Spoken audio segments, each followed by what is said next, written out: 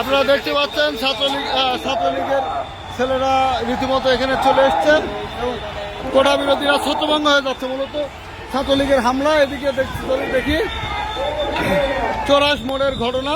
ছাত্রলীগ আসছে, ছাত্রলীগ হামলা, ছাত্রলীগের ছেলেরা লাঠি হাতে করে আসছে এবং ছাত্রলীগের ছেলেরা লাঠি হাতে করে এদিকে আসছে। ইট পাটকেল নিক্ষেপ শুরু হয়ে গেছে কোটা বিরোধীদের সাথে। বেশ দূরত্বের অবস্থান, মাঝখানে পুলিশ আছে, তারপরে বেশ দূরত্ব। ককটেল বিস্ফোরণ করলো কিন্তু কোটা বিরোধীরা,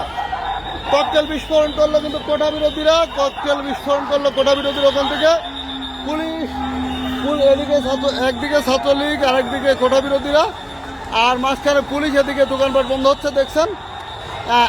কোটা বিরোধীরা চোরাস মূর্তি মূলত ছত্রভঙ্গ হয়ে গেছে।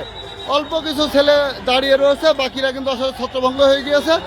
আর এইদিকে যদি আমরা দেখাই আপনাদের, এদিকে যদি আমরা দেখাই তাহলে দেখেন যে ইট পাটকেল নিক্ষেপ করছে ছাত্রলীগের ছেলেরা। ককটেল বিস্ফোরণ হলো, ককটেল বিস্ফোরণের শব্দ শুনলেন। প্রচুর পরিমাণে ইট পাটকেল নিক্ষেপ হচ্ছে। ওই দিক থেকে কোটা বিরোধীরা কিন্তু আসলে এবার আবার কোটা বিরোধীরা কিন্তু মারামারির প্রস্তুতি নিয়ে আসছে। কোটা বিরোধীরা আগাচ্ছে, ইট পাটকেল নিক্ষেপ করছে। কোটা বিরোধীরা কিন্তু অলরেডি চলে এসছে এবং ছাত্রলীগের ওপর হামলা করেছে।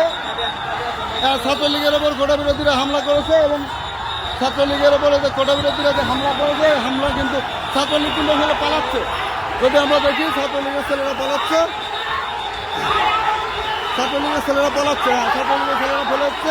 এই যে কোটা বিরোধীরা দেখেন হাতে ইট পাটকেল নিয়ে এরা কিন্তু এগোচ্ছে।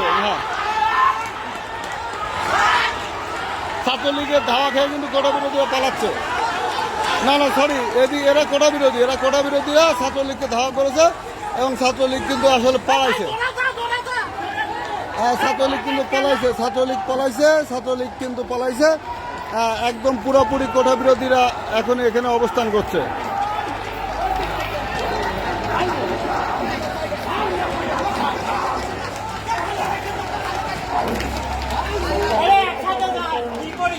পুলিশ কিন্তু চুপচাপ আছে, পুলিশের কিন্তু মুভমেন্ট নাই।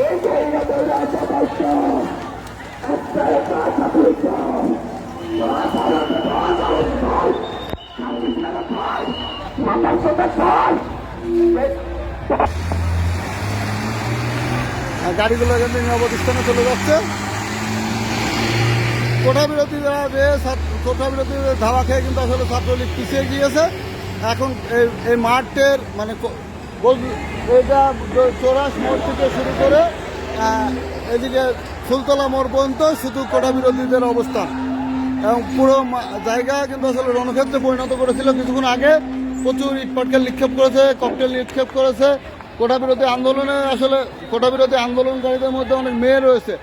মেয়েরা আসলে নিরাপদ স্থানে ছিল এবং পিছনের দিকে মেয়েরা ছিল এবং কোটা বিরোধীরা প্রথমে কিন্তু আসলে পালিয়েছিল। আমরা ওপর থেকে যেটা দেখলাম, কোটা বিরোধীরা প্রথম দিকে পিছনে ছড়লেও পরবর্তী সময়ে তারা কিন্তু আবার সামনের দিকে অগ্রসর হয়েছে, প্রস্তুতি নিয়েই অগ্রসর হয়েছে। কয়েক মিনিটের ব্যবধানে তারা কিন্তু প্রস্তুতি নিয়ে আবার অগ্রসর হয়েছে এবং সামনের দিকে এসে ছাত্রলীগের ওপর ধাওয়া করেছে। ছাত্রলীগ পালিয়েছে।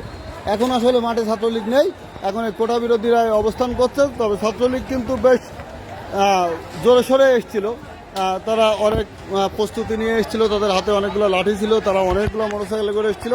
কিন্তু কোটা বিরোধী সংখ্যা অনেক বেশি হওয়ার কারণে আসলে ছাত্রলীগ দাঁড়াতে পারেনি। আর মূল ব্যাপার যেটা কোটা বিরোধী আন্দোলন যারা করছে মানুষ, ম্যাক্সিমামই ছোট মানুষ। আর এই ছোট মানুষের কারণেই এই ছোটদের মানে এদের অতিরিক্ত সাহস দেখানো যাচ্ছে, যে অতিরিক্ত সাহস দেখাচ্ছে।